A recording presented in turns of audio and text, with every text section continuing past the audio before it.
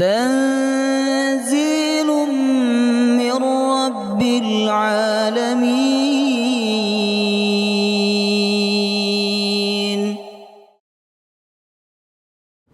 السلام عليكم ورحمة الله وبركاته.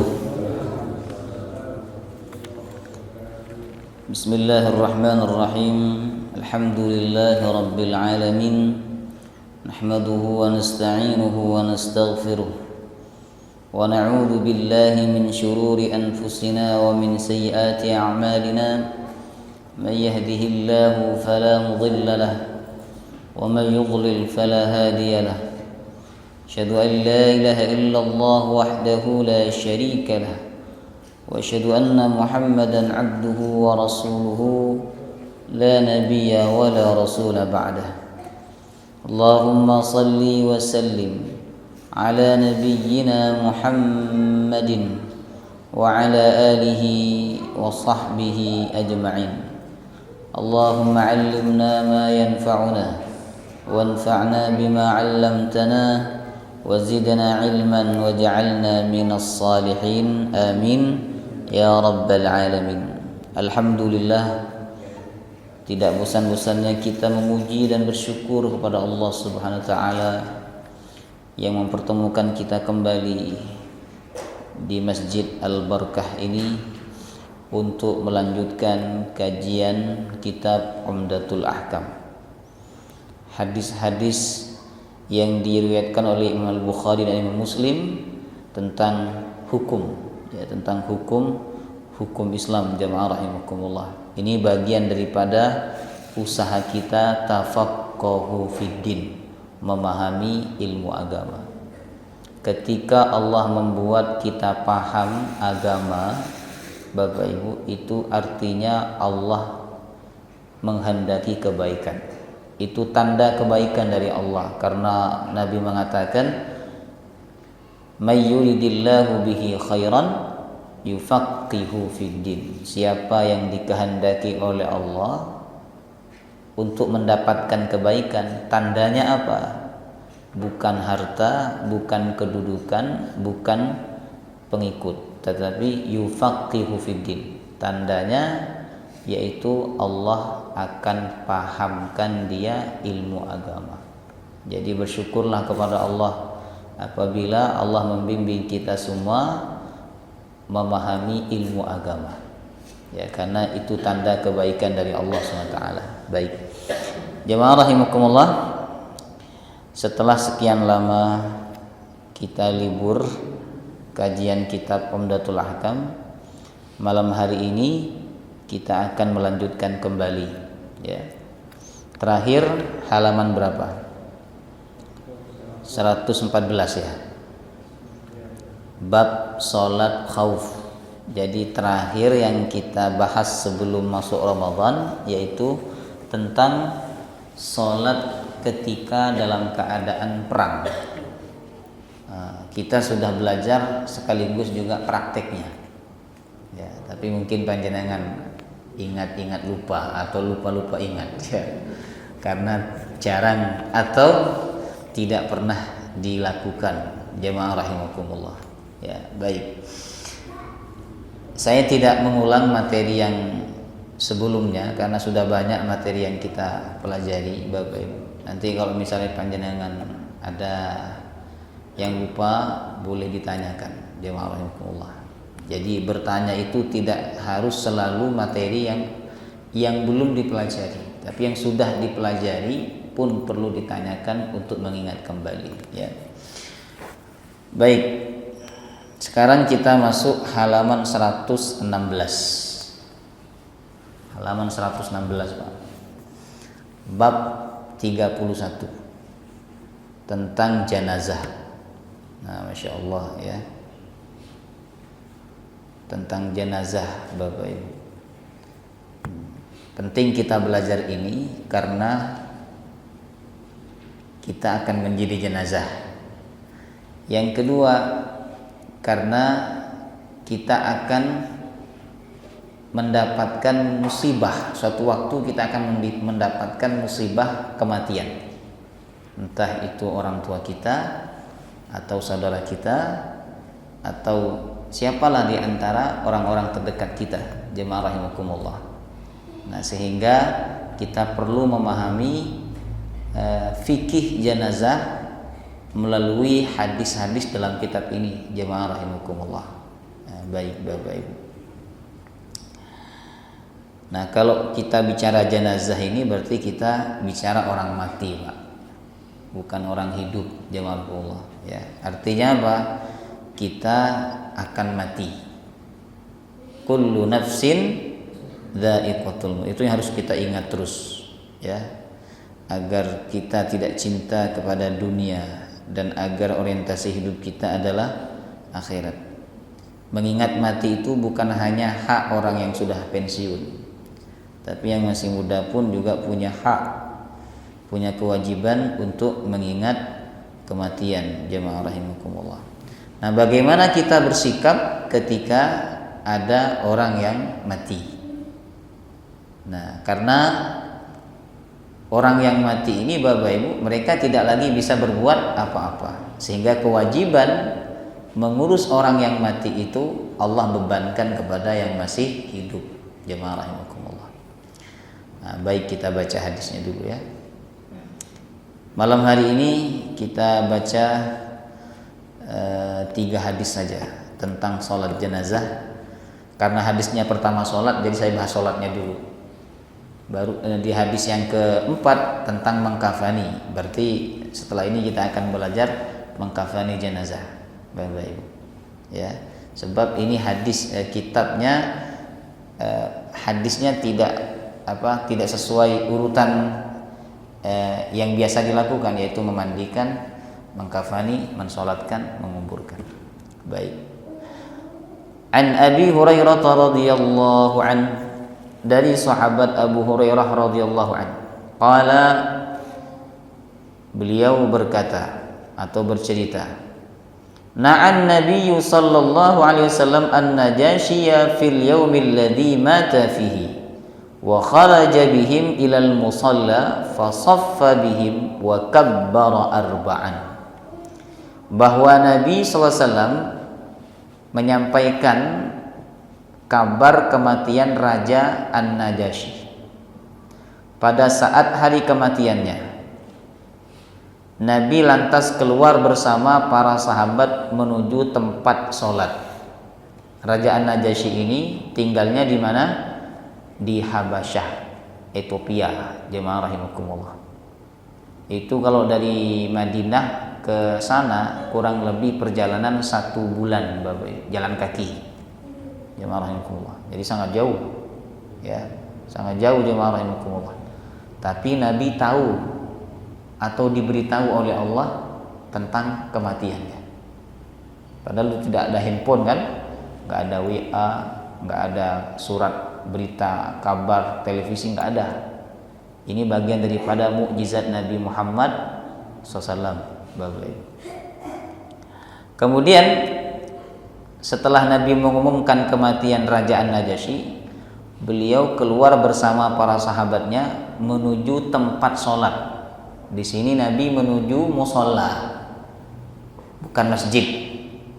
Ya, musola. Musola itu biasanya tanah lapang yang khusus dibuat untuk sholat Id, sholat istisqa, kemudian sholat gerhana, jemaah, ya. Nah, dan termasuk juga kadang digunakan untuk sholat jenazah, Bapak Ibu. Beliau kemudian mengatur shaf para sahabat, diatur shaf mereka dan bertakbir sebanyak 4 kali. Jadi dalam hadis ini Nabi SAW mengajarkan kita semua tentang tata cara sholat jenazah. Nah, ini perlu kita pelajari dan kita ingat, karena sholat jenazah itu tidak seperti sholat pada umumnya. Kalau disebut sholat, Pak, yang terbayang dalam benak kita apa? Takbiratul ihram, ruku, sujud, ya kan? Sedangkan sholat jenazah ini walaupun istilahnya sholat, tapi nggak ada ruku, nggak ada sujudnya, tidak ada tahiyatnya, jemaah rahimakumullah. Nah, baik, dari hadis ini ada banyak pelajaran yang bisa kita ambil, Bapak Ibu. Ya, yang pertama diperbolehkan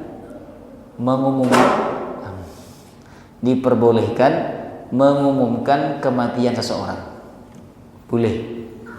Inna lillahi wa inna ilaihi raji'un. Telah berpulang ke rahmat Allah Bapak Fulan bin Fulan pada hari ini jam sekian di rumah sakit. Jenazah akan dibawa ke rumah duka pada jam sekian dan akan dimakamkan di mana? Disebutkan. Boleh. Dengan syarat apabila ada kemaslahatan, Pak. Boleh. Apa maslahatnya kalau diumumkan, Ibu? Supaya orang tahu. Yang kedua, supaya orang datang mendoakan, mensolatkan, sehingga banyak orang yang mensolatkan jenazahnya. Jemaah rahimakumullah. Ya, banyak orang yang bertakziah, membesarkan hati keluarga yang ditinggal mati, Bapak Ibu. Jadi boleh. Lalu bagaimana dengan hadis yang melarang orang-orang mengumumkan kematian? Yang dilarang itu tradisi jahiliyah. Jadi orang jahiliyah itu, Pak, kalau keluarganya meninggal, misalnya bapaknya meninggal begitu ya, dia ada salah satu anggota keluarga itu yang langsung pergi ke pasar, mengumumkan kepada orang-orang di pasar bapaknya meninggal dan meminta mereka untuk kumpul di depan rumahnya meratap. Jadi bersedih-sedih ya. Jadi diundang untuk kumpul di depan rumahnya meratap. Jemaah, itu yang tidak diperbolehkan, Bapak Ibu. Terkadang mereka diminta bercerita yang baik-baik tentang ayahnya yang meninggal ini, padahal ayahnya nggak baik, Bapak Ibu. Nah, itu yang tidak diperbolehkan. Jadi tidak ada kemaslahatan di situ, jemaah rahimakumullah, untuk jenazah. Sedangkan apabila kita mengumumkan supaya orang tahu sehingga banyak orang yang mensolatinya, mendoakannya, ini tentu ada kemaslahatan untuk jenazah. Maka ini boleh, Pak. Boleh, jemaah rahimakumullah. Ya, walaupun tidak dianjurkan atau tidak disunahkan, tetapi ini hukumnya boleh saja, Bapak Ibu. Kemudian jemaah rahimakumullah, pelajaran yang kedua dari hadis ini, tadi yang saya sampaikan, yaitu tentang mukjizat Nabi Muhammad SAW. Ya, beliau diberitahu oleh Allah kematian Raja An-Najasyi, padahal Raja An-Najasyi ini tinggalnya di Habasyah, jauh sekali, sekitar 1 bulan perjalanan. Jemaah rahimakumullah, ya Bapak Ibu. Ya, jadi apakah setiap ada orang yang meninggal di tempat yang jauh Nabi tahu? Tidak. Ini pas Allah berkehendak memberitahu, Pak. Kalau Allah tidak berkehendak, Nabi tidak tahu, jemaah rahimakumullah. Nah, baik. Kemudian pelajaran berikutnya, kata para ulama, ini menunjukkan keutamaan Raja An-Najasyi. Karena kematian beliau diberitahu oleh Allah kepada Nabi Muhammad dan disolatkan oleh Nabi Muhammad secara gaib, solat gaib, Bapak Ibu. Subhanallah, jemaah rahimakumullah. Ini keutamaan dari Raja An-Najasyi. Kenapa beliau diperlakukan seperti itu oleh Nabi saat meninggal dunia? Padahal Nabi SAW saat itu tidak sedang bersama Raja An-Najasyi, tapi Nabi melakukan sholat gaib, sholat jarak jauh, Bapak Ibu. Karena Raja An-Najasyi ini punya jasa yang besar dalam Islam. Jazakumullah. Beliau pernah membantu kaum muslimin saat hijrah dari Mekah ke Habasyah, Bapak Ibu. Ketika kaum muslimin mendapatkan tekanan yang kuat dari kafir Mekah, Nabi menyuruh mereka hijrah ke Habasyah dan disambut oleh Raja An-Najasyi. Padahal waktu itu Raja An-Najasyi masih kafir, jemaah rahimakumullah. Waktu itu masih kafir, Bapak Ibu. Jadi Nabi ingat bagaimana kebaikan Raja An-Najasyi, maka Nabi membalas. Di sini ada pelajaran, Pak, bahwa kita harus membalas kebaikan orang, minimal kita balas dengan doa. Kita doakan, jemaah rahimakumullah. Ya, jenengan punya kawan, dia baik banget sama panjenengan, jenengan dapat kabar meninggal dunia kawan itu, sedangkan dia berada di tempat yang jauh. Nah, tanda kita berterima kasih atas kebaikan dia pada zaman dulu, ya, yaitu kita sholat gaib untuknya. Jemaah rahimakumullah, kita doakan dia. Nah, baik Bapak Ibu, ini menunjukkan keutamaan Raja An-Najasyi. Nah, An-Najasyi ini Pak bukan nama orang, tapi nama apa? Nama kerajaan, apa ya? Gelar gitu ya. Seperti Firaun, Sultan, Presiden, ya kan, dan lain sebagainya. Nah, kalau di Habasyah saat itu gelar pemimpin tertinggi namanya An-Najasyi. Nama aslinya beliau ini disebutkan dalam kitab sejarah Ashamah bin Abjar. Beliau diwafatkan oleh Allah tahun 9 Hijriah. Berarti kira-kira 1 tahun sebelum Nabi wafat. Ya, 1 tahun sebelum Nabi wafat. Karena beliau wafat pada tahun 9 Hijriah. Jemaah rahimakumullah. Sedangkan Nabi wafatnya tahun 10 Hijriah. Yaitu setelah Nabi 10 tahun di kota Madinah. Baik. Kemudian beliau ini menyembunyikan keislamannya.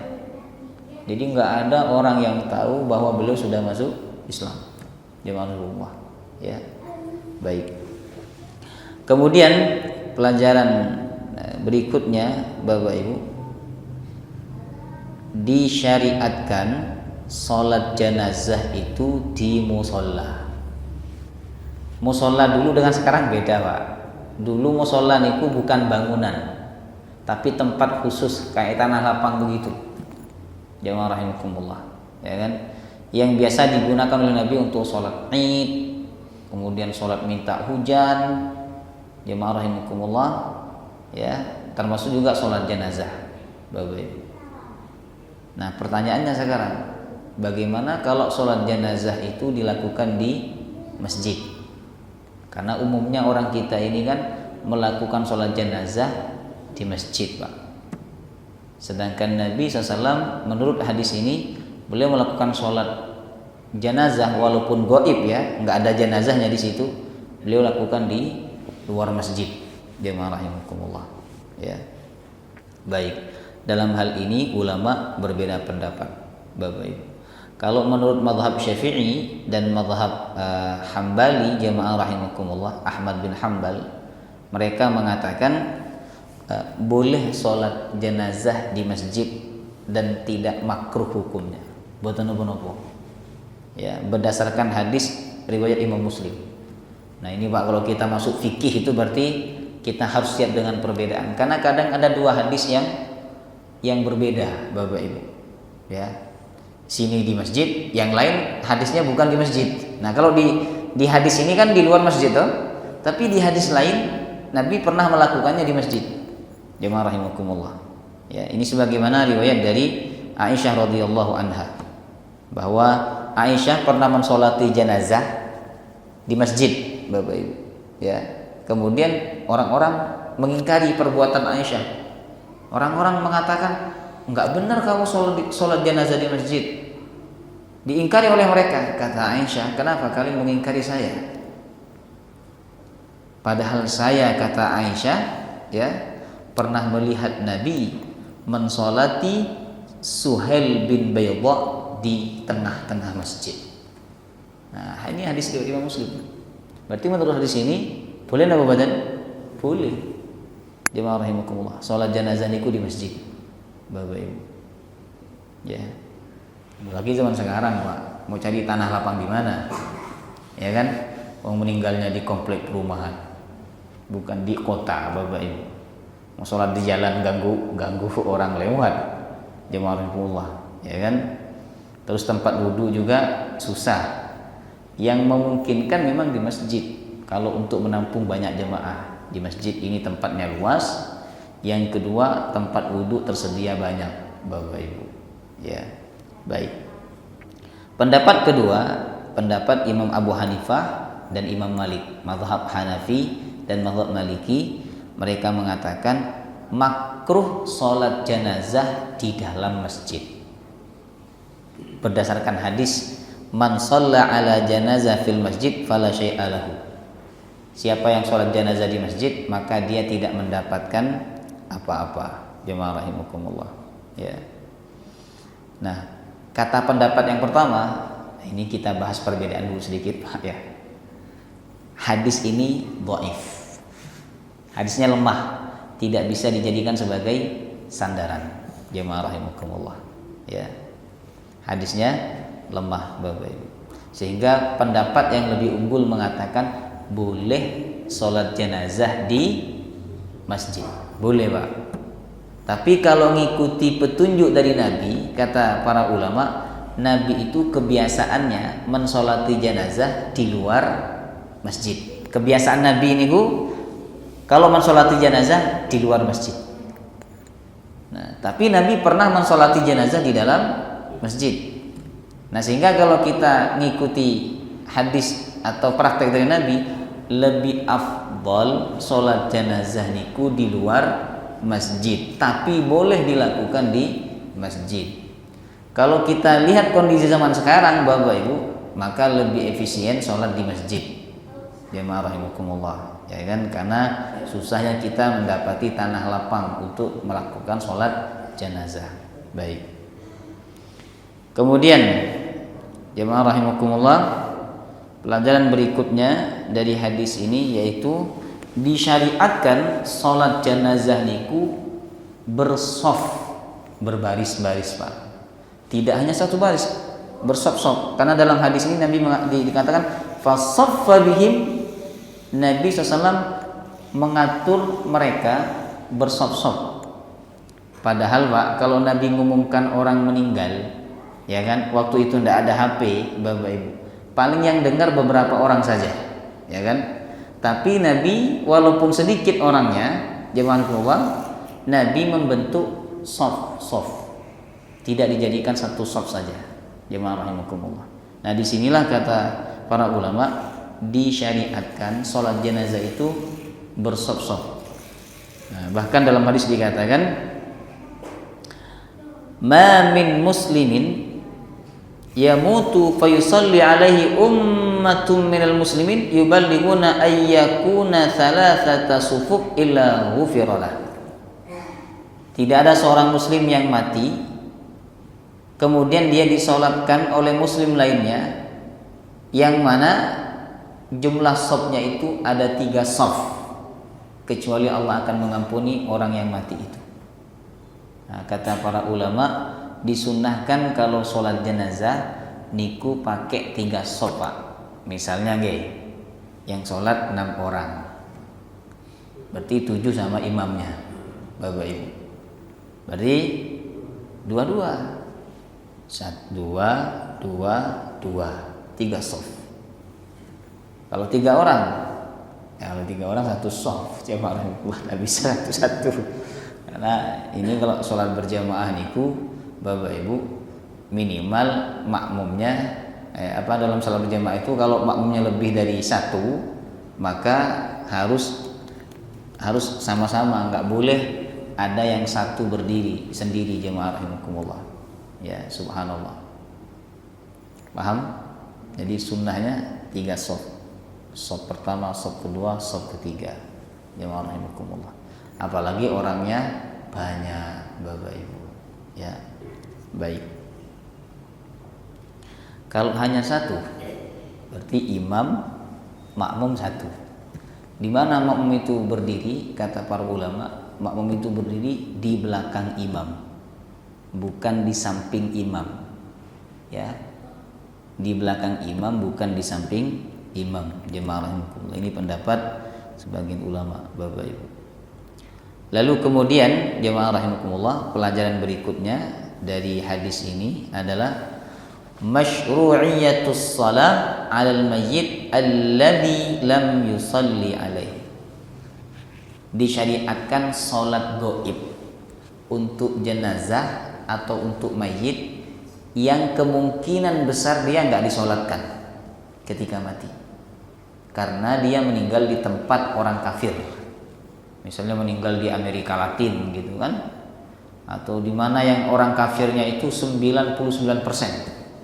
Ada TKW ke sana, jemaah ya, meninggal di sana dan diyakini tidak disolatkan di sana, maka disyariatkan orang muslim yang mendengar kematiannya dia itu untuk mensolatkan secara gaib. Nah, tata cara salat gaib itu ya sama seperti salat jenazah biasa, Bapak Ibu. Cuman jemaah rahimakumullah, niatnya bukan ala hadzal mayyit. Ya. Langsung saja bermaksud saya niat salat untuk mayit itu lillahi taala. Tidak wajib menyebut nama. Nanti kita bahas rukun salat jenazah jemaah rahimakumullah. Baik. Paham Bapak Ibu? Dianjurkan ya. Dianjurkan jemaah rahimakumullah. Sampai kapan nih salat gaib itu berlaku, Bapak Ibu? Yang pertama, kata pendapat yang pertama mengatakan maksimal 3 hari setelah dikuburkan. Ya, ini pendapat pertama. Pendapat kedua mengatakan 1 bulan setelah dikuburkan. Pendapat ketiga mengatakan selama diyakini jenazahnya masih utuh apa? Belum hancur. Ya. Jenazah hancur itu umur berapa hari, Pak? Tidak tahu deh. Kemudian pendapat yang keempat, tidak ada batasan waktunya. Karena sholat jenazah itu tujuannya nopo? Mendoakan mayit kan? Sholat jenazah niku, Pak. Mendoakan mayit dan mendoakan jenazah orang mati ini enggak ada batasan waktunya. Jemaah rahimakumullah. Ya. Tapi pendapat yang paling masyhur dikatakan adalah pendapat yang mengatakan selama jenazahnya diyakini belum hancur. Bapak Ibu. Baik. Pertanyaan sekarang, jemaah rahimakumullah. Hukum salat gaib atas jenazah yang sudah disolatkan. Jadi dia ini meninggal di tempat di daerah. Jadi misalnya di Indonesia ya, atau di Mekah misalnya meninggalnya, dan di sana pasti disolatkan, Bapak Ibu. Nah, kemudian ada orang yang ingin sholat juga tapi gaib dari Indonesia. Pertanyaannya, boleh atau tidak, sah atau tidak, jemaah rahimakumullah, ya. Nah, menurut mazhab Syafi'i, jemaah rahimakumullah, ya, dan mazhab Hambali boleh-boleh saja, Bapak Ibu, boleh-boleh saja jemaah rahimakumullah, karena salat jenazah niku tujuannya nopo tadi? Mendoakan. Boleh-boleh saja jemaah rahimakumullah, ya. Walaupun itu bukan lagi sesuatu keharusan ya, karena jenazahnya sudah disolatkan di tempat yang jauh, jemaah rahimakumullah, ya. Boleh Bapak Ibu. Bagaimana dengan hadis tadi? Hadis ini kan Nabi salat gaib untuk Raja An-Najasyi, karena diyakini Raja An-Najasyi itu tidak disolatkan oleh orang-orang Ethiopia, jemaah. Kata para ulama yang mazhab Syafi'i dan mazhab Hambali, hadis ini tidak dikhususkan. Tidak ada hadis yang mengkhususkan. Berarti kalau tidak ada hadis yang mengkhususkan bahwa sholat gaib itu boleh dilakukan hanya bagi orang yang meninggal di tempat yang diyakini dia tidak disolatkan, maka sholat gaib itu juga berlaku untuk orang yang meninggal dunia meskipun dia sudah disolatkan di tempat tersebut, Bapak Ibu. Jadi boleh, jemaah rahimakumullah, ya. Kemudian kita masuk. Nah, di sini ada pelajaran berikutnya adalah tentang tata cara sholat jenazah. Nabi wa kabbara arba'an. Nabi bertakbir sebanyak 4 kali. Nah, berarti kita masuk rukun sholat jenazah, Bapak Ibu, ya. Rukun sholat jenazah, jemaah rahimakumullah, yang pertama niat. Nah, ini pasti, Pak. Ibadah apapun rukun yang pertama mesti niat, Bapak Ibu, ya. Sebagaimana sholat yang lain. Dan cukup niat niku saya niat kertak dalam hati itu niat sholat jenazah lillahi ta'ala. Sudah cukup jemaah rahimakumullah. Dengan bermaksud kepada jenazah yang kita niatkan untuk kita sholatkan, ya. Dan dalam mazhab Syafi'i menurut Imam Nawawi tidak wajib menyebut nama. Tak wajib, Pak. Kalau kita memaksakan diri menyebut nama dan nama yang kita sebut salah, batal sholatnya. Jadi lebih aman nggak usah nyebut nama. Nah, misalnya habis Jumat diumumkan, mari kita sholat gaib untuk saudara kita Fulan bin Fulan. Kan jamaah nggak ingat tuh namanya seperti apa, nggak hafal, Bapak Ibu. Tidak wajib menyebut nama. Bahkan ada sebagian ulama kalau dia makmum, dia boleh berniat, saya niat sholat untuk orang yang disolatkan oleh imam. Itu lebih aman, Bapak Ibu. Ini yang kita bermaksud sebagaimana sholatnya imam sudah aman, Pak. Jemaah rahimakumullah, ya. Ini rukun yang pertama. Walaupun jenazahnya hadir, tidak perlu kita sebut nama. Jemaah rahimakumullah. Kemudian yang kedua, melakukan 4 kali takbir sebagaimana hadis ini. Allahu Akbar, Allahu Akbar, Allahu Akbar 4 kali. Kalau 5 kali boleh atau tidak? Kata para ulama boleh. Salatnya tetap sah. Ya. 6 kali boleh, 7 kali boleh, Bapak Ibu. Diperbolehkan, jemaah rahimakumullah, ya. Cuman kalau imamnya takbir lebih dari 4, makmum tidak perlu ikut. Ditungguin aja. Nanti ketika imamnya salam, makmum ikut salam. Jemaah rahimakumullah. Kemudian yang berapa? Yang ketiga, jemaah rahimakumullah, qiraatul Fatihah ba'dal ula. Membaca surah Al-Fatihah setelah takbir yang pertama. Jadi takbir pertama Pak, Allahu Akbar, langsung Al-Fatihah. Tidak disunnahkan baca iftitah. Allahu Akbar kabira walhamdulillahi katsira. Kelamaan. Padahal sholat ini sama Nabi ini diringkas benar, karena jenazah memang harus segera dikuburkan, Bapak Ibu, ya.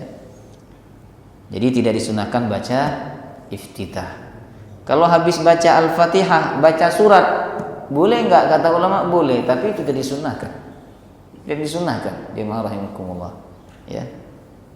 Kemudian Bapak Ibu, rukun berikutnya adalah setelah takbir yang kedua membaca sholawat. Ini wajib, Pak, baca sholawat. Dalam mazhab Syafi'i wajib membaca sholawat setelah takbir yang kedua, minimal Allahumma sholli ala Muhammad. Kemudian membaca doa setelah takbir yang ketiga. Ini dalam mazhab Syafi'i juga wajib, ya. Allahumma ighfir lahu warhamhu wa'afihi. Doanya boleh yang lain, enggak harus itu. Misalnya kita mendoakan, ya Allah lapangkan kubur, tapi pakai bahasa Arab, enggak boleh pakai bahasa Indonesia. Ya rahimakumullah. Kalau perempuan Allahumma ighfir laha. Kalau banyak Allahumma ighfir lahum. Kalau enggak tahu perempuan atau laki-laki itu yang disolatkan, pakai dhamir laki-laki, berarti Allahumma ighfir lahu. Jemaah rahimakumullah. Nah, baik Bapak Ibu. Itu wajib setelah takbir yang ketiga. Jemaah rahimakumullah. Adapun takbir yang keempat, doa setelah takbir yang keempat niku boten wajib, Pak. Jadi misalnya dengan takbir keempat langsung salam, Allahu Akbar, Assalamualaikum warahmatullah. Nah, kemudian jemaah rahimakumullah, sampai mana tadi? Nah, jadi doa setelah takbir yang keempat niku hukumnya sunnah, tidak wajib. Jadi kalau habis takbir langsung salam betul nopo-nopo. Kemudian kalau yang disolatkan niku jenazah anak-anak belum baligh, lah mereka kan nggak punya dosa, Pak. Masa kita doakan Allahumma ighfir lahu, ya Allah ampuni dia, Nah, kata ulama doanya sebagaimana hadis Nabi SAW, doanya Allahumma ja'alhu lana faratan wa salafan wa ajran. Ya Allah, jadikan dia faratan, simpanan, wa salafan, dan peninggalan, wa ajran, dan pahala untuk kami. Jadi jadikan ia simpanan pahala untuk kami ya Rabb. Karena orang tua yang ditinggal mati oleh anaknya yang belum baligh, anak itu bisa memberikan syafaat kelak pada hari kiamat. Hafal buatan doanya? Nah, berarti ya udah hafal, nanti di ini dulu, tanya dulu sama ustadznya, Ustadz gimana doanya tadi. Nah baik, kalau udah hafal bagaimana? Nanti tidak sah sholatnya, ikut mazhab lain. Dalam mazhab lain yang wajib hanya Al-Fatihah.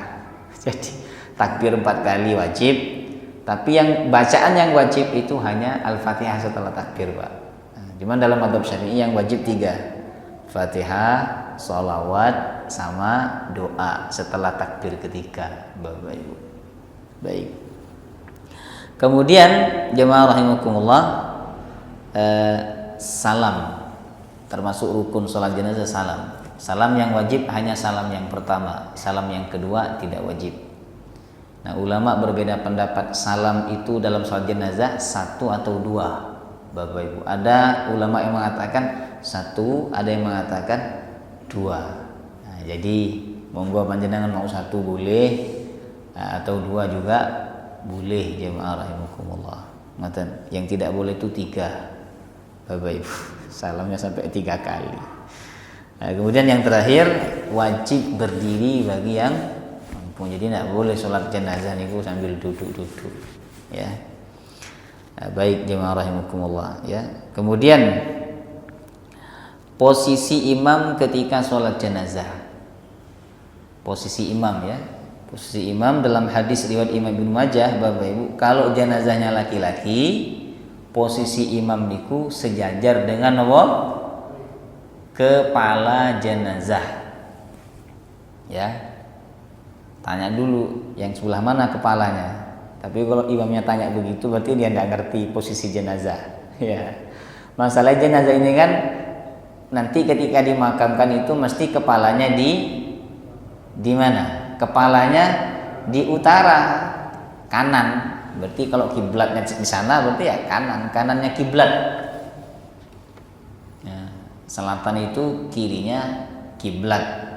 Jemaah rahimakumullah, Bapak Ibu. Nah baik, ini hukumnya sunnah tidak wajib, Pak. Misalnya jenengan sholat jenazahnya jauh di pojokan jenengan sholat, ini betul nopo-nopo, Bapak Ibu. Tapi sunnah imam itu posisinya sejajar dengan kepalanya jenazah. Kalau jenazahnya laki-laki, kalau jenazahnya perempuan sejajar dengan perutnya, sejajar. Jemaah rahimakumullah. Kalau laki perempuan ya Allah. Di tengah lah. Nah kata ulama, kalau laki misalnya nih yang meninggal suami istri, barengan Pak, berbareng di dunia, berbareng di kubur ya, Bapak Ibu. Nah itu posisi jenazahnya kata ulama ya. Nih misalnya jenazah laki-laki nih Pak, ini laki-laki. Yang perempuan itu perutnya sejajar dengan kepala jenazah laki-laki. Paham? Nah sehingga imam itu nanti ketika berdiri dia langsung dapat 2 posisi. Sejajar dengan perutnya jenazah perempuan, sejajar dengan kepala jenazah laki-laki, Pak. Niku sunnah, Bapak Ibu, buatan wajib. Misalnya jenazahnya dijajarkan di depan semua gitu kan, ya kan? Tidak diurutkan seperti yang saya sampaikan tadi. Ya betul nopo-nopo. Jemaah rahimakumullah. Ya. Baik. Kemudian jemaah rahimakumullah,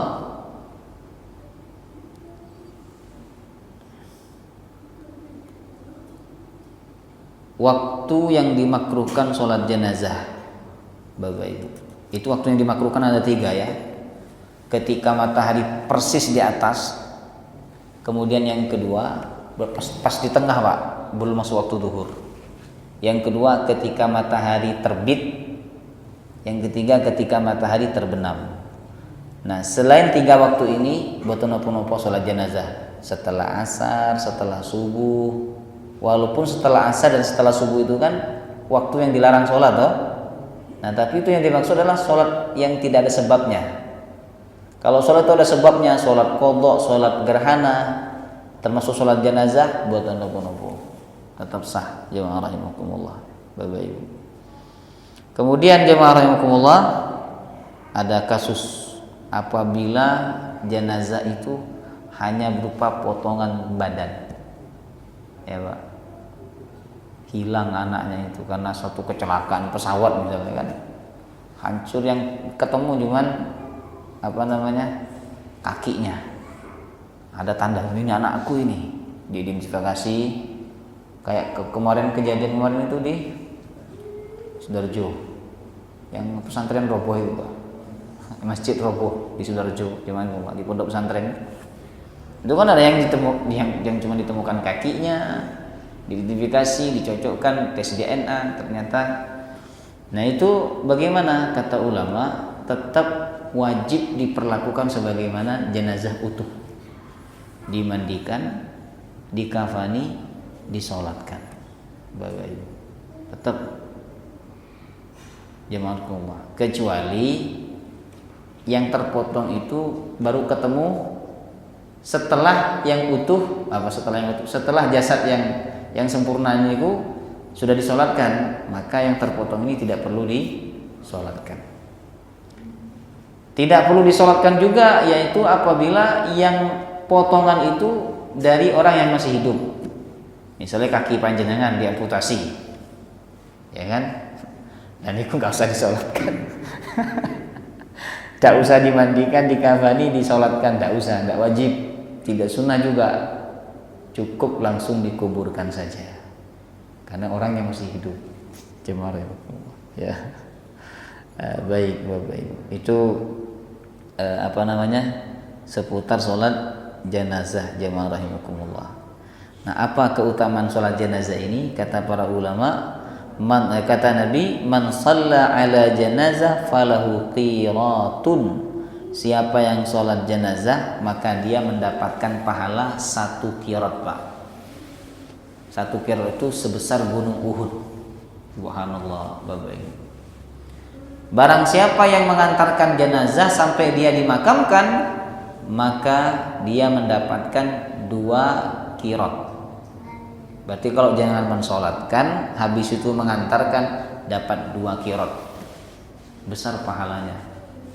Kalau ditampakkan itu kita akan berbondong-bondong, berlomba-lomba untuk mensolatkan dan mengantarkan jenazah. Bapak Ibu, jemaah Allah. Maka ini hadis motivasi untuk kita semua, Pak. Ya, kalau kita takziah dan orang yang meninggal dunia itu masih belum dimakamkan, hendaklah kita mensolati dia, dan kalau bisa kita mengantarkan jenazahnya dia, jemaah rahimakumullah. Jadi rajin-rajinlah kita mensolati jenazah agar kita nanti ketika meninggal disolatkan oleh banyak orang. Sebab dalam hadis itu dikatakan kita ini akan diperlakukan oleh Allah sebagaimana kita memperlakukan hamba Allah. Kalau kita suka mensolati jenazah orang lain, suatu waktu orang lain akan dibuat oleh Allah banyak yang mensolati jenazah kita. Itu tidak bisa disetting, Pak. Orang mensolati itu tergantung hati kan. Kadang banyak orang yang datang tapi yang mensolati sedikit. Bapak Ibu, saya Pak kok nggak sholat, Pak? Bukan panjenengan monggo. Padahal saya saat tahu orang ini sholat, ikut pengajian saya tapi tidak sholat, Bapak Ibu. Mungkin dia malas wudu atau enggak memang enggak mau sholat, jemaah.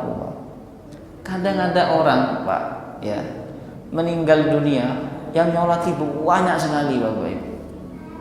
Jemaah, makanya beruntung sekali orang itu yang meninggal di Mekah karena dia disolatkan oleh jutaan orang, Bapak Ibu. Kata Nabi SAW mengatakan bahwa apabila mencapai 40 orang maka wajib jenazah itu masuk surga. Ya. Kalau mencapai 40 orang. Kadang orang ini terlalu terburu-buru mensolati, keluarganya ingin mensolati sendiri. Tidak usah itu Pak. Udah ngumpul jadi satu, 40 orang ini kalau kumpul doanya mustajab, insya Allah jadi sebab masuk surga itu jenazah. Jemaah rahimakumullah. Ya, jangan terburu-buru mensolatkan. Ingin khusus mensolatkan ayahnya, tak perlu Pak. Nanti besok nunggu orang, kalau mau berangkat baru disolatkan. Jemaah rahimakumullah. Bapak Ibu. Ya. Kalau udah disolatkan berarti kan fardu kifayah sudah selesai itu. Yang lain jadi hukumnya apa? Sunnah. Akhirnya orang malas sholat. Udah sholat, kalau udah sholat nggak usah sholat lagi berarti kita ini. Nah, kalau orang belum disolati, akhirnya orang semangat untuk sholat Pak. Jemaah rahimakumullah. Ya, pesan nanti ke anak-anaknya. Nah, kalau bapak sholat, jangan kamu sholati dulu bapak ya. Kalau bapak meninggal, kamu jangan langsung sholati bapak. Ya, tunggu orang-orang kumpul semua baru kau sholati bapak. Ya, itu kalau panjenengan yakin mau mati ya. Tapi kalau belum jangan dulu. Baik, paham ya? Ada pertanyaan? Oh, ntar Pak, kita masih kurang 2 hadis lagi ya. Janji tadi 3 hadis, tapi ini sama Pak, sama. Kita baca dulu aja. Jabir radhiyallahu an menuturkan bahwa Nabi SAW mensolatkan Raja Najasyi sementara aku ketika itu berada di sop kedua atau sop ketiga. Ini tadi sudah saya jelaskan. Kemudian hadis 164, Abdullah bin Abbas radhiyallahu anhu menuturkan bahwa Nabi SAW pernah sholat di atas kubur setelah mayitnya dikuburkan. Beliau bertakbir di atas kubur tersebut 4 kali. Nah ini dalil Pak, bahwa boleh sholat di kuburan, tapi yang boleh itu hanya sholat jenazah. Karena sholat jenazah ini tidak bentuk menghamba kepada Allah. Ya, tidak ada ruku sujudnya. Dia tujuan utamanya mendoakan jenazah. Makanya diperbolehkan, Bapak Ibu, boleh, ya. Walaupun jenazahnya sudah dimakamkan, boleh, ya. Wallahu taala alam bissawab. Pak Agus, monggo.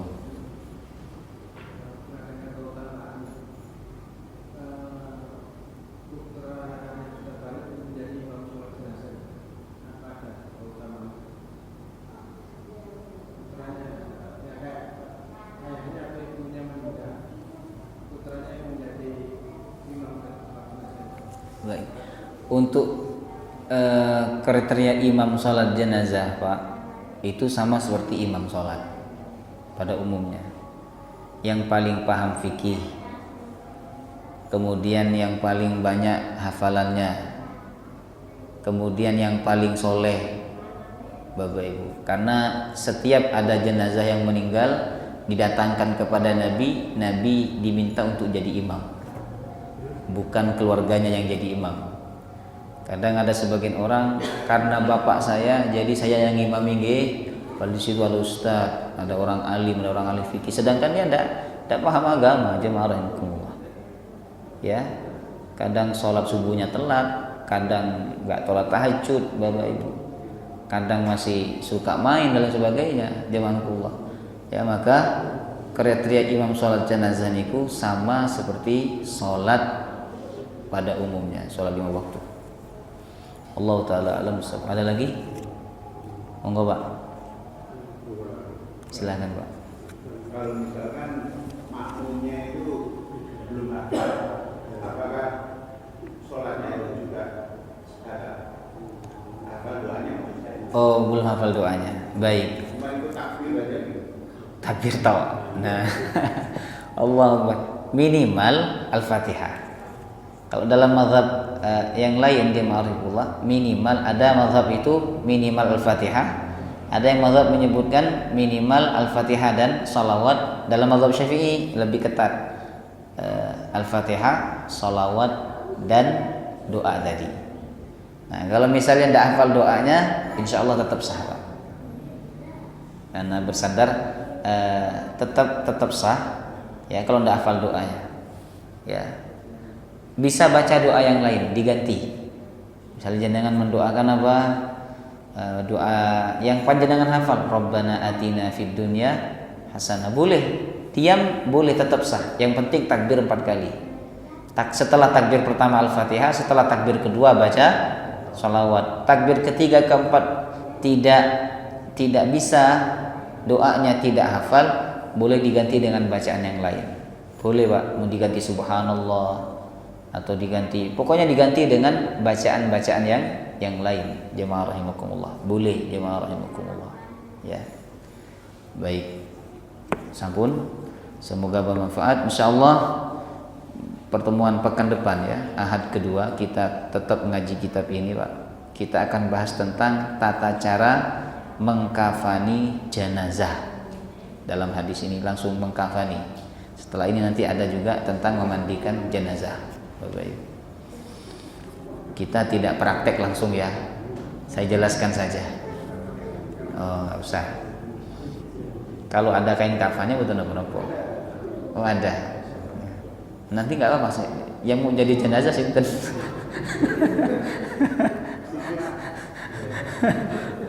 Harus manusia. Kalau pohon pisang ya nggak bisa gerak, nggak kurang Pak. Kalau pohon pisang itu harus manusia. Nggak apa-apa. Kalau kain kafannya ada, minggu depan bawa sekalian yang mau jadi jenazah. Praktek jadi jenazah. Biasanya yang praktek itu panjang umur Pak. Biasa biasanya. Kan sudah wes merasakan sih.